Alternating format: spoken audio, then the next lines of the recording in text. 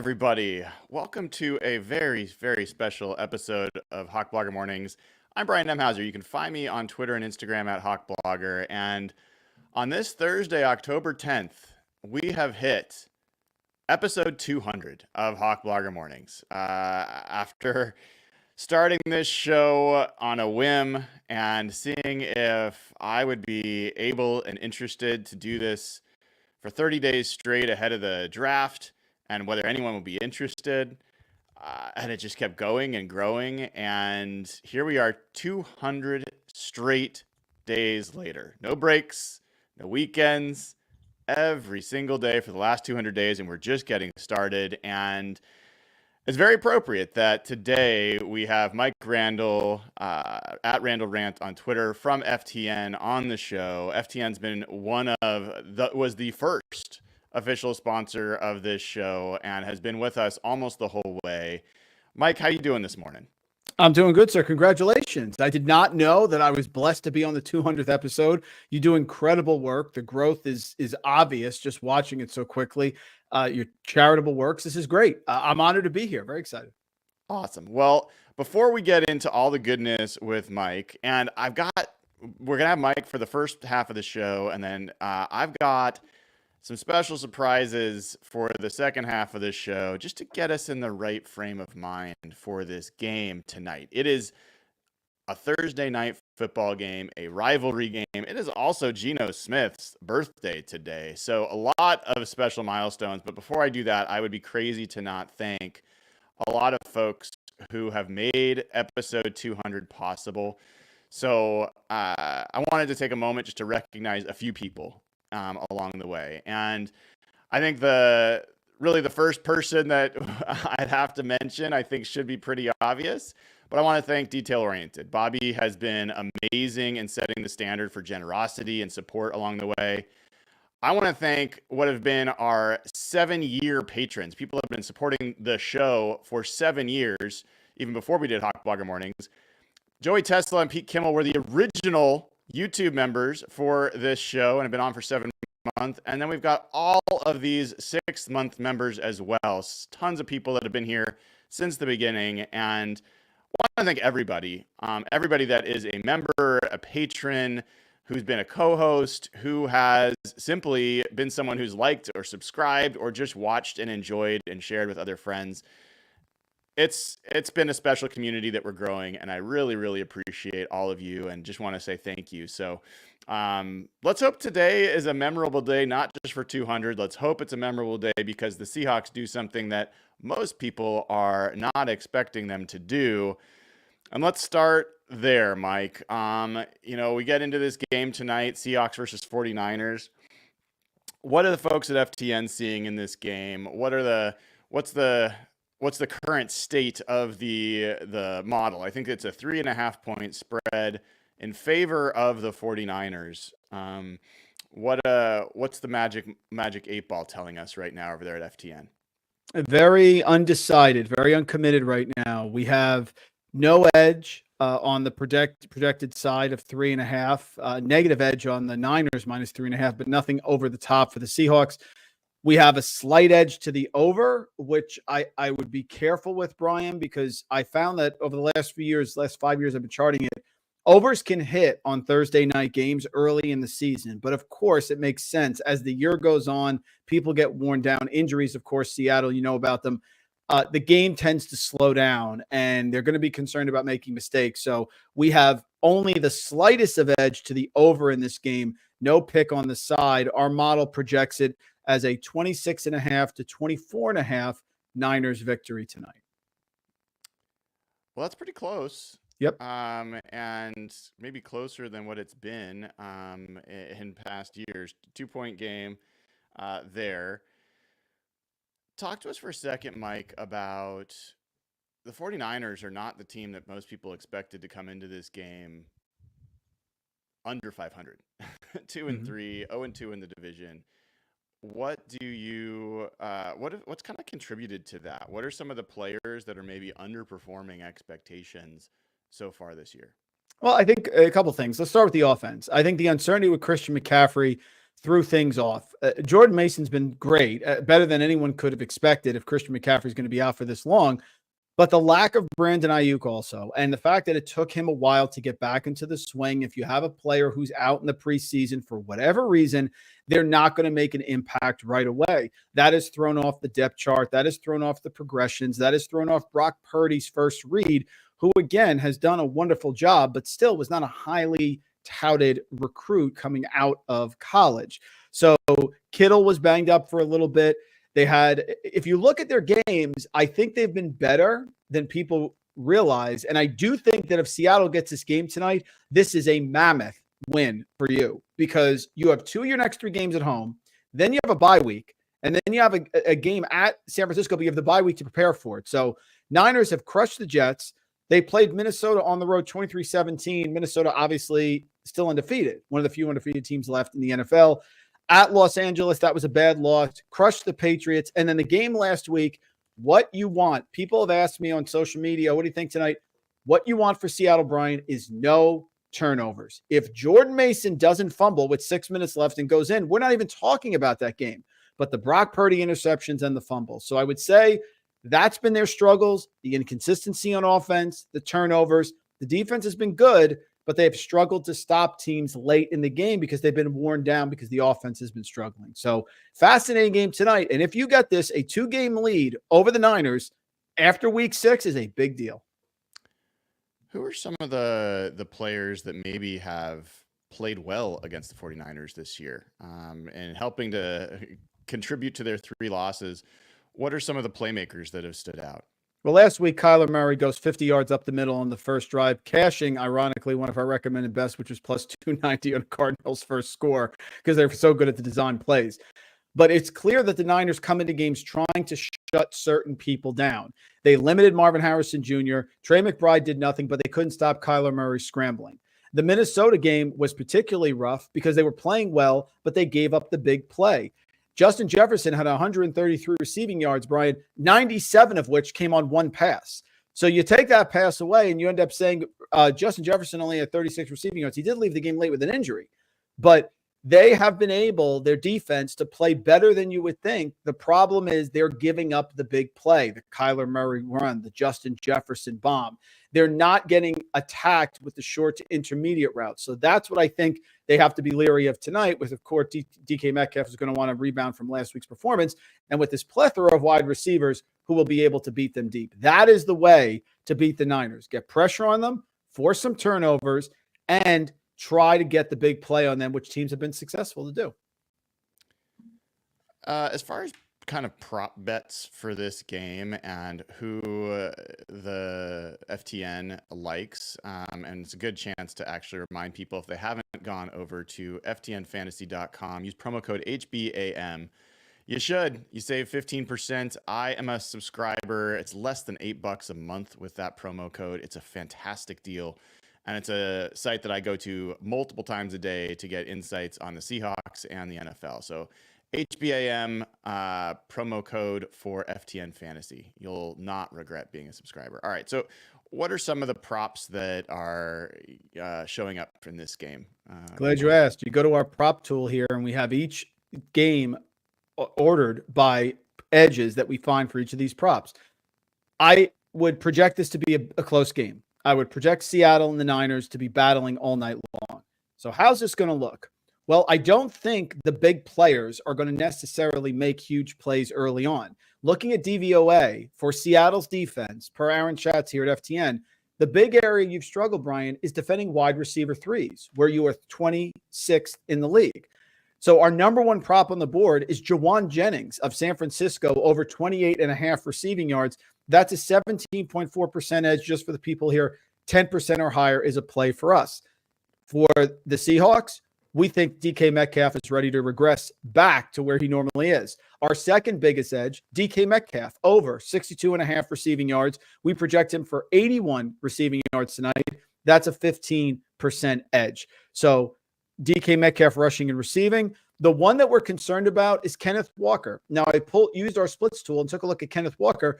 He has not done great here against San Francisco. Last 4 games, 35 rushing yards, 18 receiving yards. So the one under we have for Seattle here with our props is Kenneth Walker under 63.5 receiving yards. That's plus money over at Bet365. We have it projected for only 54 rushing yards tonight for Kenneth Walker.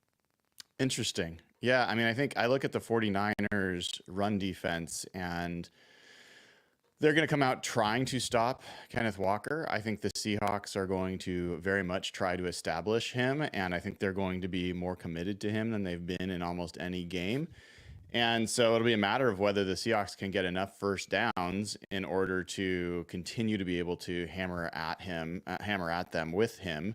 And the 49ers, interestingly, have struggled when they've been required to get 8 men in the box. If you go heavy on the 49ers, they have one of the lowest rankings in terms of rushing yards against. They actually allow more yards per carry when they have more guys in the box, which is pretty counterintuitive. So right.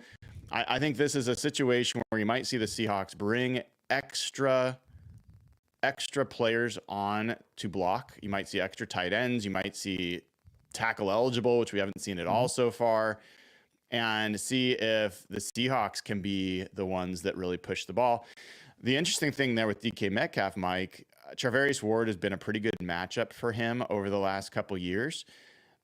Charvarius Ward was questionable coming in. He's expected to play with a knee injury. Kyle Shanahan had even talked about he might need to go on IR. So this is not Charvarius Ward at his best, and he's already having his worst season of the year. So there's a lot of reasons to think DK Metcalf could have a pretty big game today. So I think it's a fascinating matchup because most people do not expect the Seahawks to win.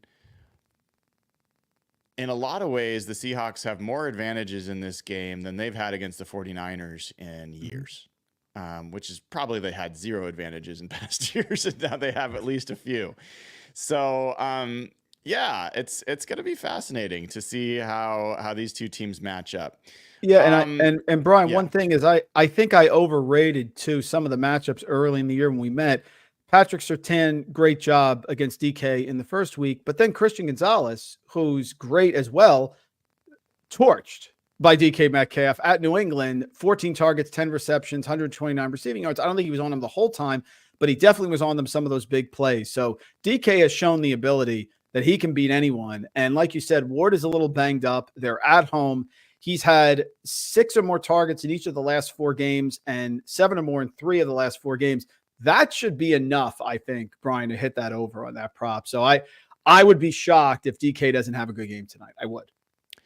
Yeah, there's also some history there, Mike, that you may not be aware of. Last year, Kyle Shanahan made clear post-game in a game at San Francisco, or Santa Clara as it may be, that he told his team that he wanted them to try to trigger DK Metcalf to target him in order to elicit a response and get a penalty.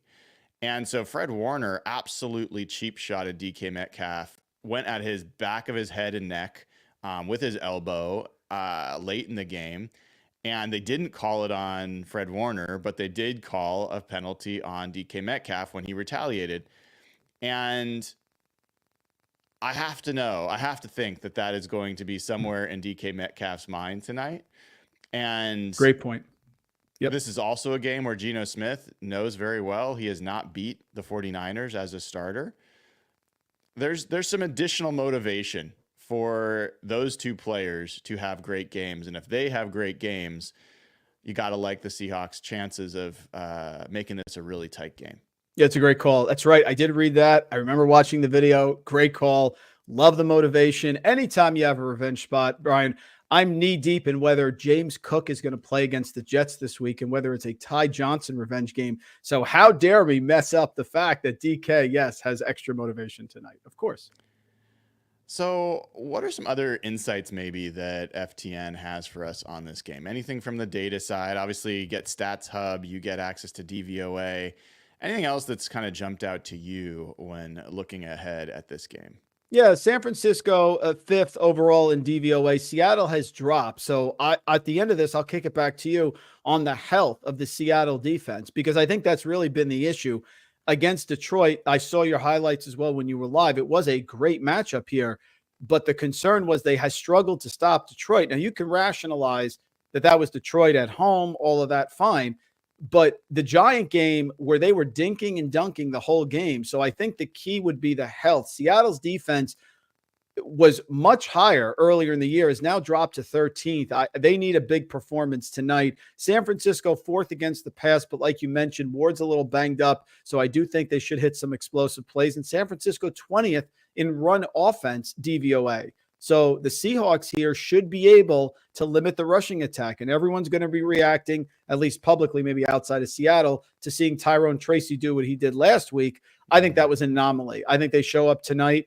And I think that the run offense for San Francisco continues to struggle, which puts more emphasis here on Brock Purdy. And what's interesting is I've pulled the Niner players in the last 4 matchups against Seattle. Purdy, solid, 281, 2 touchdowns, a half interception. Debo, 6 for 125. He's been fantastic. Brandon Ayuk, not so much. 5 games, 3 catches, 66 yards. So Seattle, I know new coaching staff, of course, has done a pretty decent job here against Brandon Ayuk. So the question for the focus for Seattle would be Debo. And the question is, can the Seattle defense continue to cause problems for a Niner offense, rush offense, that's gotten yards, but has not been that efficient?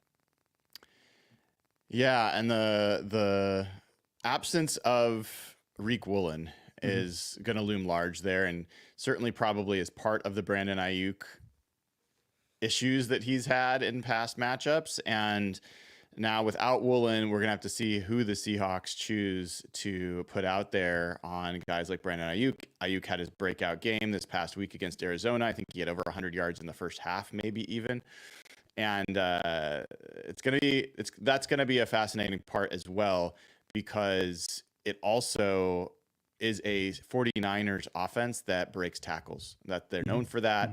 Interestingly, Debo Samuel has not done it. So far this year, but the Seahawks have had trouble in making some of those tackles in the secondary, so they're going to have to really bring it today. And Julian Love, the safety, is questionable. Mike McDonald said it will be up to game time.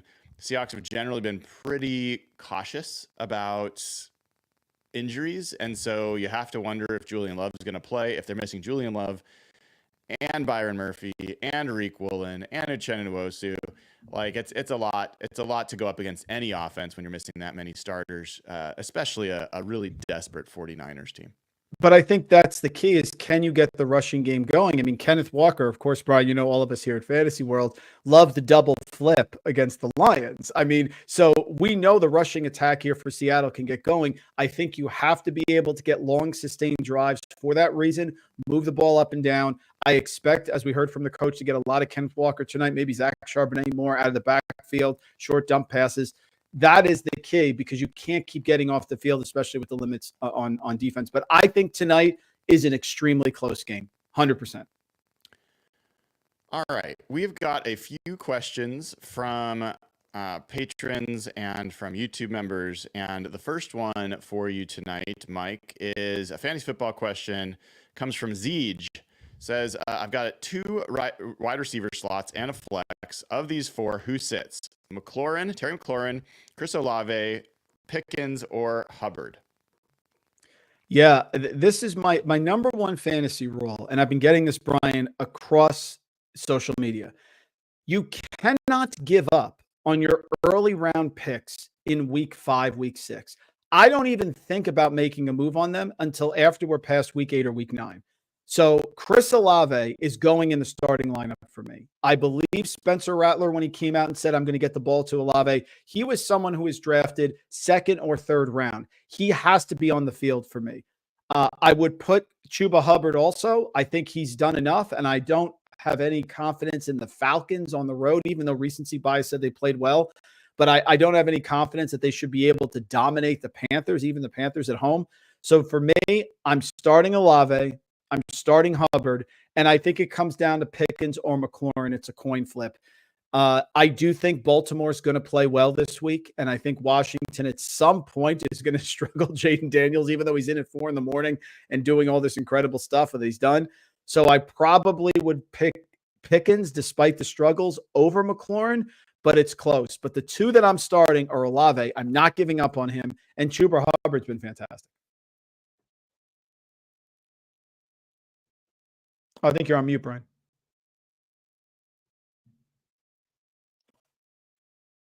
Brian, you're on mute. You're on mute.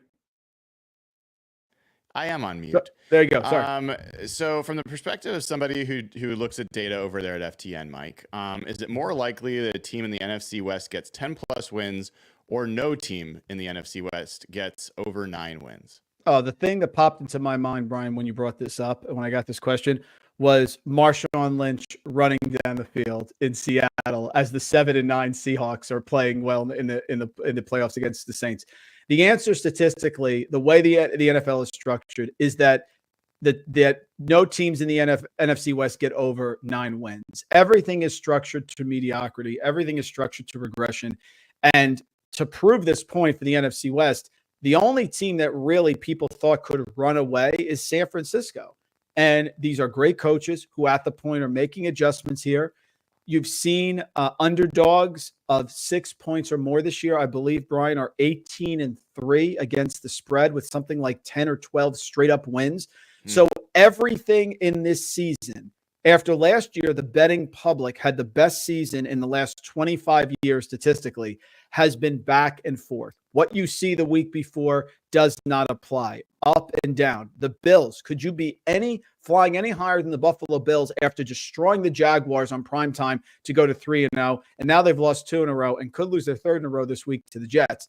That is what I would say. So statistically, it's that nobody gets more than 9 wins than it is for one team to get 10. It is very difficult. And remember, every year, 19 of the last 20 years, a team has gone from last to first in their division, again, underlining and underscoring the total parity that exists in the NFL. Well, yes, and the Arizona Cardinals love to hear that, as they are 2-0 in the NFC West so far. So we will follow that. So, Mike, thank you so much. Thanks to you and FTN for being great supporters of the show, and I hope you have a wonderful rest of your day. Brian, do a great job. Congratulations on the 200th episode. Can't wait for 200 more. Keep up great work. Awesome, everybody. That was Mike Randle. Follow him over at Randle Rant. And folks, I mean, if you haven't gone to ftnfantasy.com, use promo code HBAM. You're going to want to do it because it is a ton of great information, ton of great content, really good people as well. And they've been great partners for this show. So use promo code HBAM, get 15% off, and you too can get all the data that I get. So head on over there.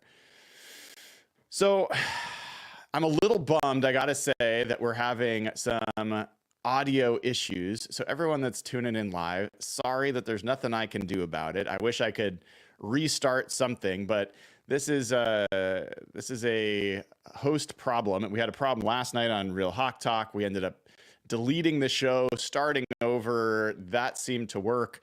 Can't really do that every time, and can't do that necessarily today.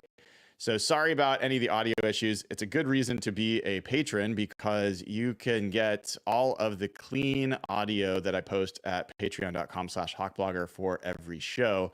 And you'll hear what I'm hearing, which is no popping, no issues. It's all sounding fine. But here's the thing. I wanted to do a little bit of walking down memory lane. I want to walk down memory lane as we get to this huge game for the Seahawks and the 49ers. And let's talk for a second before we get into it about what this game means, big picture for these teams. Forget about what it means for this season. You've got a 49ers roster and team that is completely built for this season. And they are all in on trying to win a Super Bowl. And anything short of a Super Bowl is a failed season for the 49ers. I think there is nobody who would define success for the Seahawks this year as only winning a Super Bowl. there are many, many levels of success for the Seahawks that a lot of fans would be encouraged to see. In fact, one of those measures of success isn't about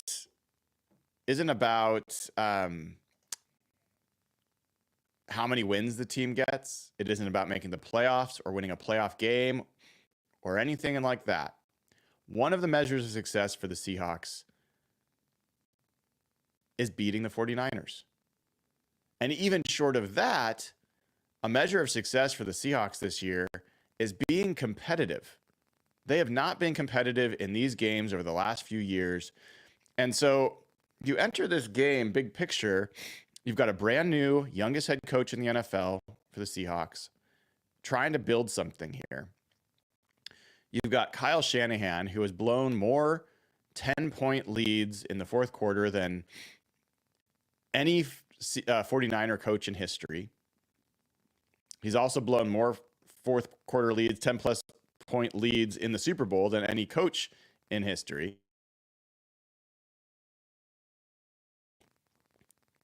And now you've got a team that's underperforming going into this year. They're riddled with injuries, just like the Seahawks.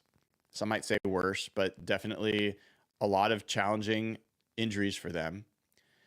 And if they don't win this game, it's not just about the fact that this season may spiral out of control for them. This regime, this era of 49ers football may be over tonight. Like, that is a possibility. The Seahawks have an opportunity to send the 49ers into a spiral. And if you think that's an overreaction, that's fine. I believe it to be true. And if you look at the comparison that Jeff Simmons, my co-host, has brought up before about the 2015 Seahawks, where they were coming off of a tough Super Bowl loss where they had also blown a lead, and then you had holdouts at that time as Cam Chancellor, and you also had signed Russell Wilson to an extension going into that year. So there was this shifting of the guard of, like, it was a little bit more becoming Russell's team, a little bit less about the defense. 49ers are in a similar state. And that Seahawks team, as you know, had trouble getting to the playoffs after the 2015 season, let alone winning a playoff game. Russell Wilson had some of his best years statistically after 2015, or even in 2015. But that Seahawks team was simply not as good.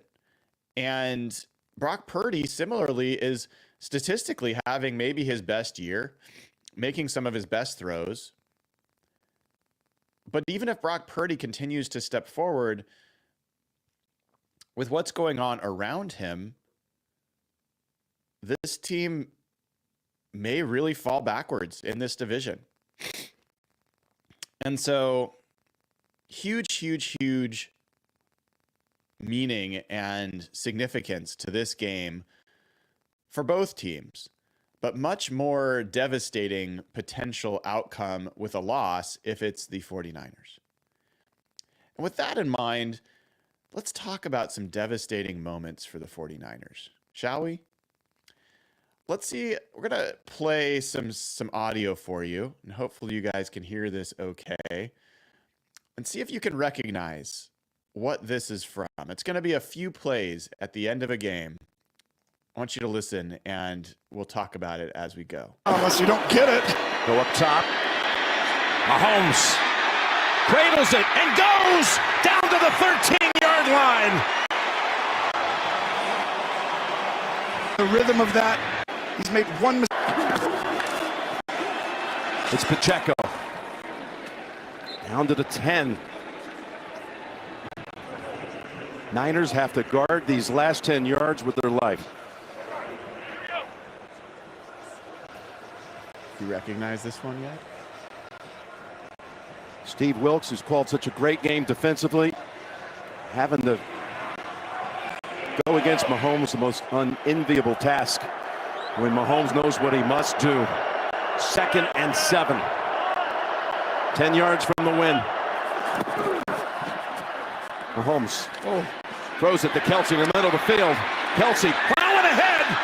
Kelsey still on his Drive spell for time. That's how you have to the second quarter. That's right. Because I can only Kansas City. people out there being like, "What's going on?" 1st and goal. Mahomes flings it. It's there. Hardman. Jackpot. Kansas City. And this was the Andy Reid special. This was the Andy Reid special we talked about. He was saving all day. He's going to fake a motion to go across. And at that moment, he turns and goes back. Hardman, who they didn't have, right? And they go get Hardman and bring him back. And the game-winning drive of Mahomes' career, he's been waiting for. He's won Super Bowls, but he's never had it in an overtime. He is the best. He is the... I hope you enjoyed that as much as I did.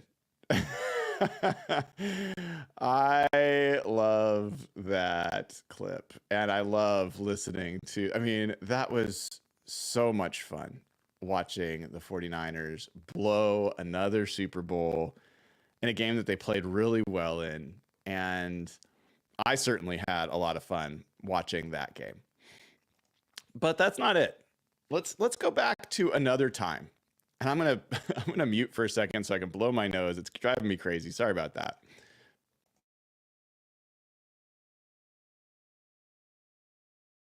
All right. So it's not just about loving 49ers misery, although that's just fantastic. It's also about this history and this rivalry between these two teams. And the 49ers would tell you there really wasn't a rivalry until the Seahawks won. The 49ers had beaten the Seahawks 4 times in a row when Pete Carroll was head coach. They had pretty much dominated the Seahawks physically. It had not been a particularly competitive type of rivalry. And then a certain night happened on December 23rd, 2012, on a rainy night in Seattle. The Seahawks, having gone on a historic run of offense and defense, fueled by the read option. Russell Wilson as a rookie quarterback coming into his own, Marshawn Lynch exploding onto the scene, and the Legion of Boom really starting to assert itself as the most dominant secondary in the NFL. Ahead 14-0 in this game, the San Francisco 49ers were driving in to try to make this a closer game. Colin Kaepernick was in there at quarterback. Frank Gore was the running back. And on a 3rd and 6, Colin Kaepernick from the 20-yard line, from the Seahawks 20-yard line, drops back to pass with just 21 seconds left in the first quarter, down 14-0, trying to bring this to be a closer game. And here's what happened.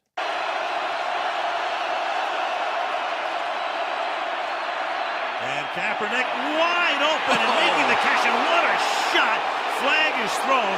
In fact, 3 of them. Davis lost the ball. Cam Chancellor comes in. He's the first guy in there. And Vernon Davis, as he's ready to collect it, and he's going to blink his way probably over to the sideline.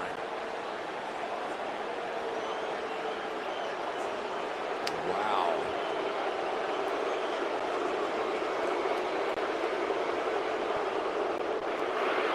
Personal foul. Defense number 31. Hit on the defensive receiver. Hampton is into the ball. Automatic. First down. The 3 flags came in, so everybody saw that one. Saw the man coverage come in and pick it and wheel route up here. Perfectly run play. They end up getting the pick done. Easy catch, and Chancellor just dislodges the ball. Did he go to the helmet? Well, I think you could make at least an argument that that was into the chest and not the head. I don't know how. Thank you, Chris Collinsworth. Thank you, Chris Collinsworth. Yes, I did not think that was, and I don't think any of us thought that that was a illegal play. So that gave them a first down inside the 5-yard line. And the 49ers were not able to get in. So a few plays later, this happened. Fourth down and goal, and then comes Akers to try to make it 14-3. On the outside, Jeremy Lane right here is going to be on Randy Moss, but he settles outside, so the little fade to the back corner wasn't there. He comes back late, and Richard Sherman, the veteran, almost made him pay. This is what you can't do as a quarterback, make that sort of blind throw and assume somebody's not chasing you. David Akers, who's missed 10 already this year, so he's been fighting it. But this is a chip shot, 21-yarder. Lee to put it down. And Akers' kick gets blocked. And then it is picked up and run back by Sherman. And Richard Sherman is out in front. And Richard Sherman's going to go all the way. Touchdown, Seattle.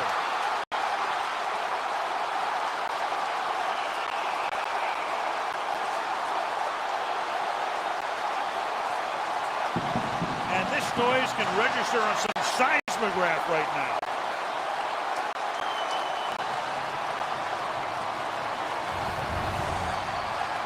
Red Bryant right in front of number 55 right there is going to split the gap, get his hand in the air, and that is that. The chip shot field goal turns into a disaster for the San Francisco 49ers. What a turn of events on that drive. The fumble that they recover, you get the pass off the ground, you get the shot that should not have been a penalty. It ends up a touchdown for the Seahawks. Go figure. I don't know, man. Goosebumps for me.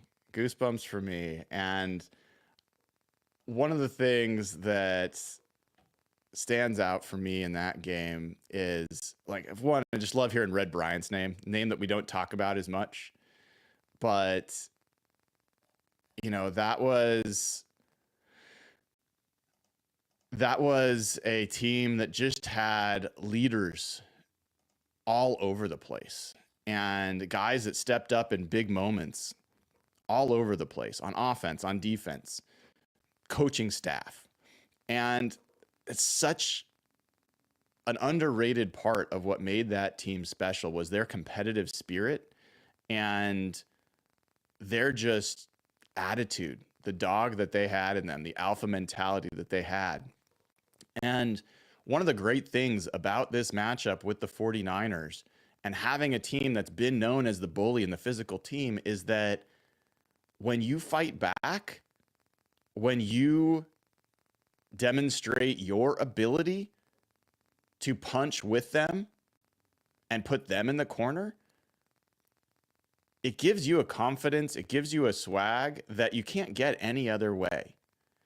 And so it's this huge opportunity for the Seahawks tonight. Doesn't mean that they're going to take advantage of it, but it's a huge opportunity for this team to take the best punch possible from a desperate 49ers team and be the bigger team, be the one that punches harder. And part of the reason that's even a possible thing to say with a straight face is the 49ers have struggled to defend the run and don't have great run defenders overall. You could really take it to them. DK Metcalf has a chance to right the wrong of the last couple weeks where he has fumbled the ball by being a dominant part of this team today. He has that opportunity. And he could do it in a physical way. So, you know, I see opportunities on defense for the edge rushers to make the impact that you hope that they do. Leonard Williams to make the impact that you hope he can make. Even Tyrell Dodson, who had a really rough game in a lot of ways against the Giants. You know, that guy brings a physical side. And so I think that Seahawks team has an opportunity to be the more physical side. And I for one, am looking forward to seeing if they will take advantage of it. And an interesting piece that I think people may not remember about that 49ers team that lost to the Seahawks back in 2012 is they had come off of a pretty darn good run. They had just beat Tom Brady and the Patriots in New England to go to 10-3. They had beat the Miami Dolphins 27-13. Colin Kaepernick was on a pretty historic run at that point leading up to that game. He was playing some of his best football before that absolute disaster for them in Seattle. He had thrown for 4 touchdowns the previous week. And so, you know, it isn't who you are before, it's who you are in the game. And that was one where the Seahawks really turned the tide. There's one more moment that I wanted to play, and I think this one should be familiar. I don't think I have to set it up. I think you'll know it when you hear it. The 49ers, the Legion of Boom, and the #1 pass defense in football. And here the 49ers have driven it down on the arm of Colin Kaepernick with a chance to take the lead. Kaepernick, end zone, Crabtree, broken up, picked off. This game is over. Knocked in the air, intercepted by Smith. Off the hands of Richard Sherman.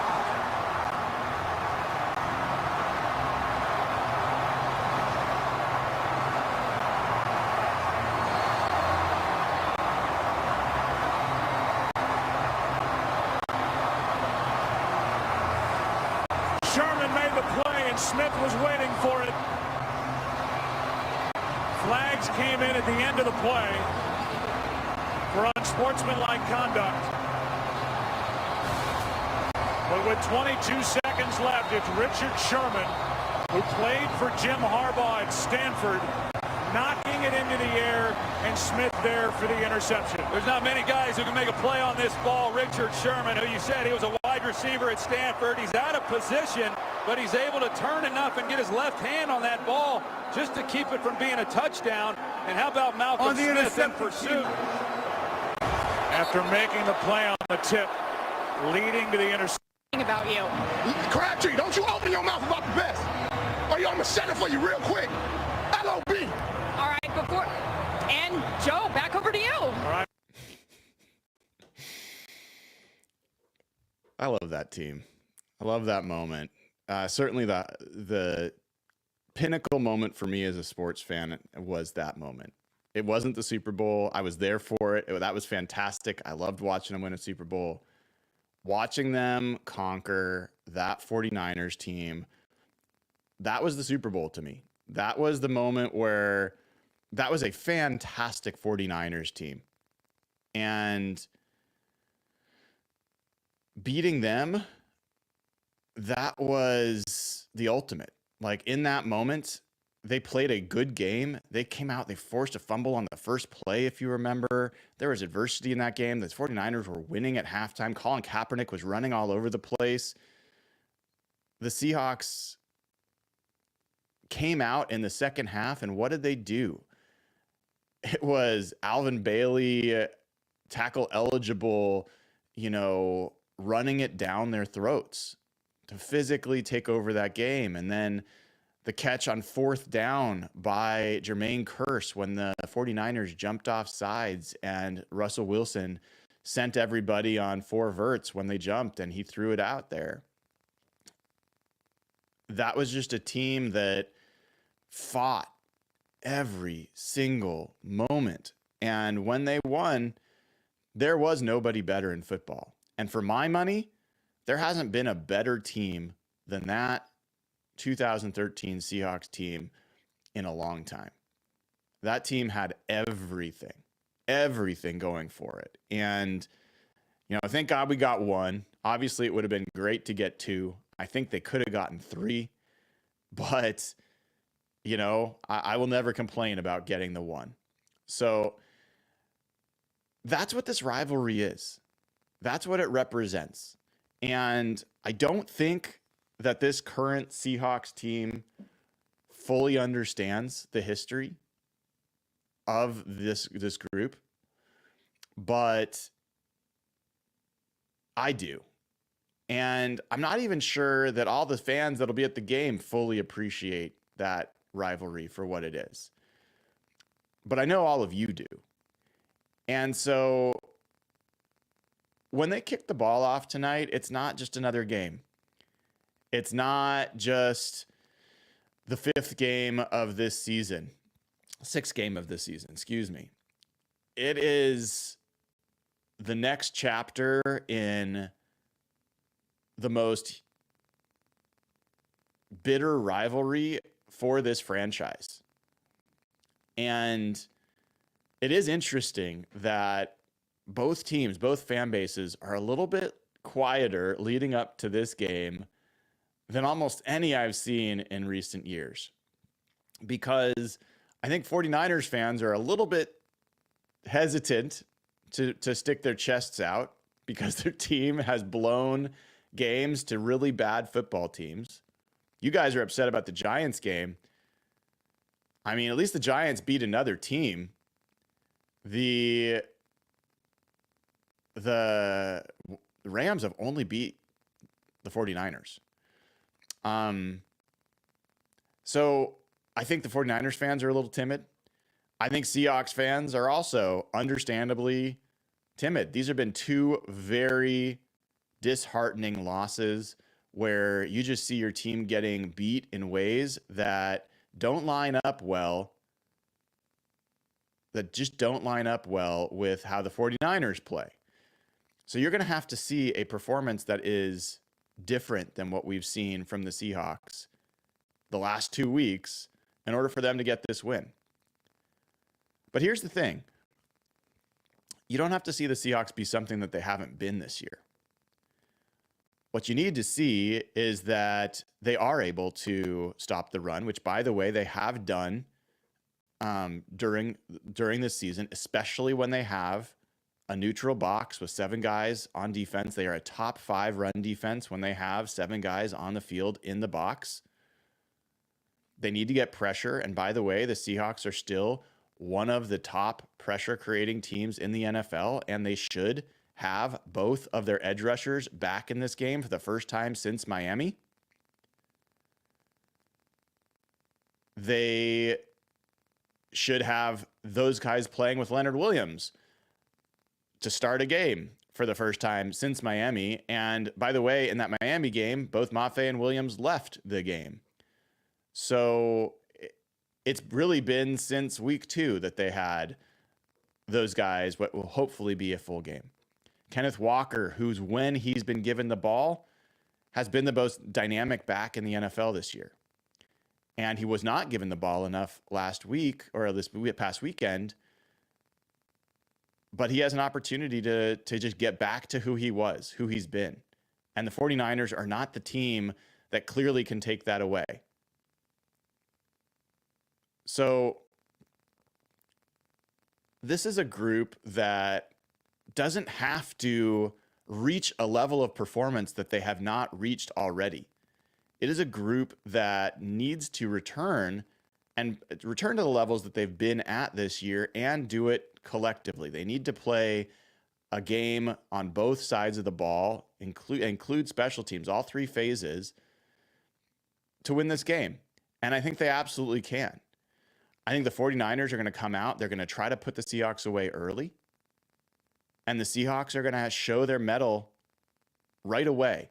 Because if there is something the Seahawks have demonstrated, even in their really bad games, is they don't go away.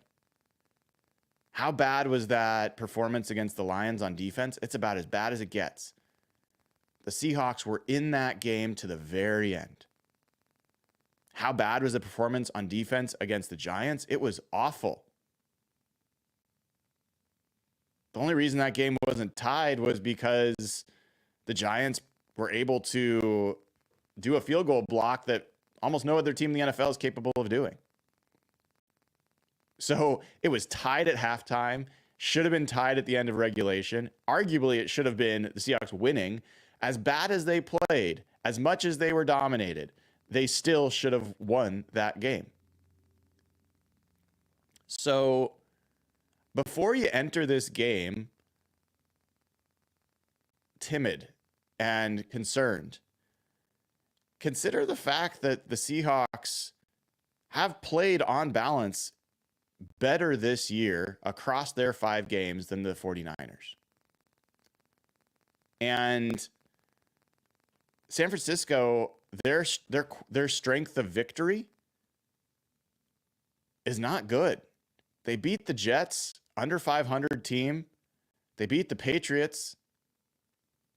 Seahawks, that win against the Broncos, believe it or not, is a better quality win than any win the 49ers have had this year. So let's see. I think that this is an opportunity for Mike Macdonald to totally change the narrative. It is an opportunity for Geno Smith, for DK Metcalf, for this offensive line, for this defense to change the narrative. And you don't get those chances that often.